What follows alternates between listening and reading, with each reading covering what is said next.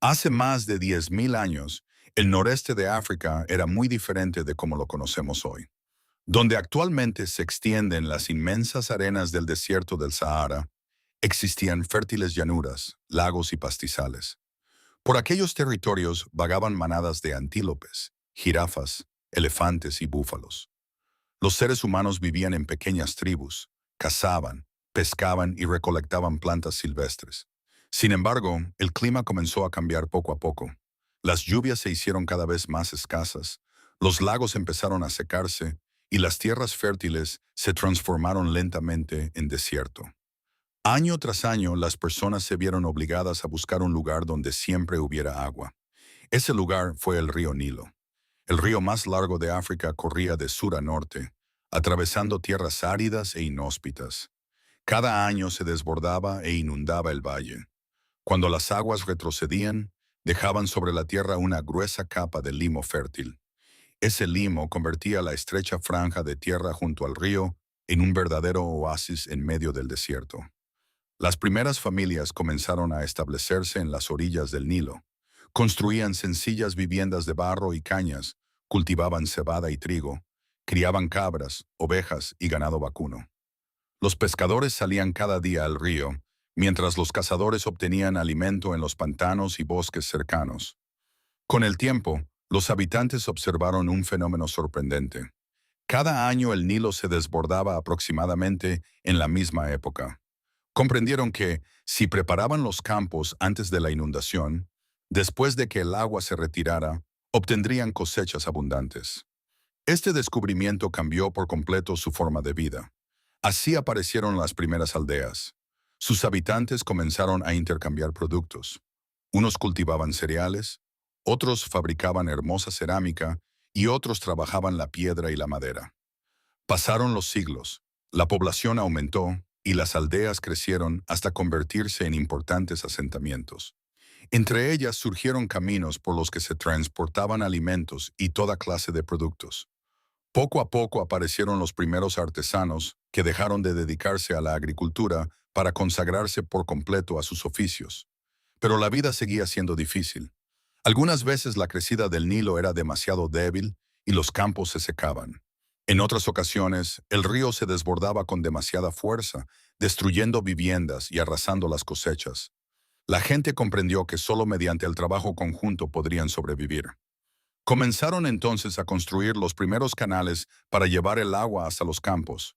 Surgieron personas encargadas de organizar las obras, repartir el trabajo y controlar las reservas de grano. Así fue naciendo poco a poco la autoridad y el gobierno. Por las noches, los habitantes se reunían alrededor del fuego para contar a los niños historias sobre las grandes fuerzas de la naturaleza.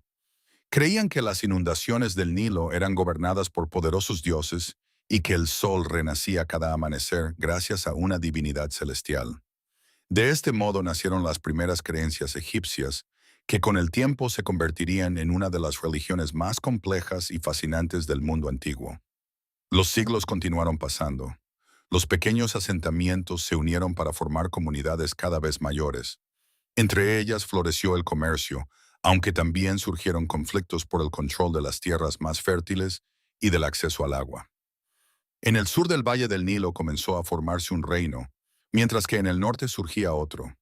Nadie podía imaginar entonces que algún día ambos se unirían y darían origen a una de las civilizaciones más grandiosas de la historia de la humanidad.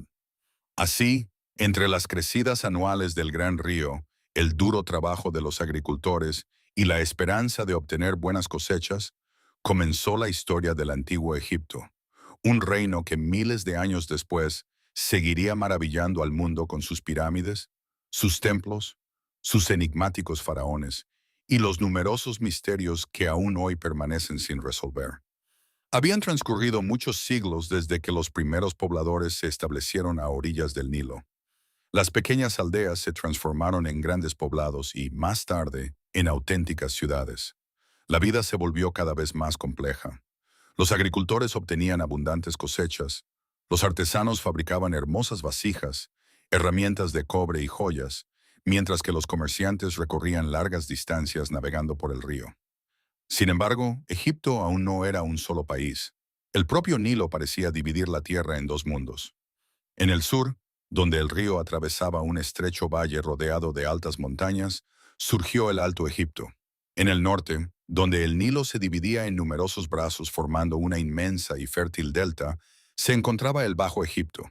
Cada uno de estos reinos siguió su propio camino de desarrollo. El Alto Egipto era conocido por sus valientes guerreros. Sus habitantes vivían en condiciones más duras y estaban acostumbrados a defender sus tierras. Sus gobernantes llevaban una alta corona blanca, símbolo de su autoridad. El Bajo Egipto prosperaba gracias a la fertilidad del delta. Allí florecían la agricultura, la pesca y el comercio.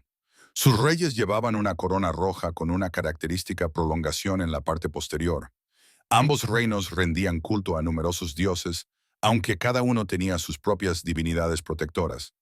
Los egipcios creían que eran los dioses quienes concedían buenas cosechas, protegían a las personas de las enfermedades y otorgaban la victoria en la guerra.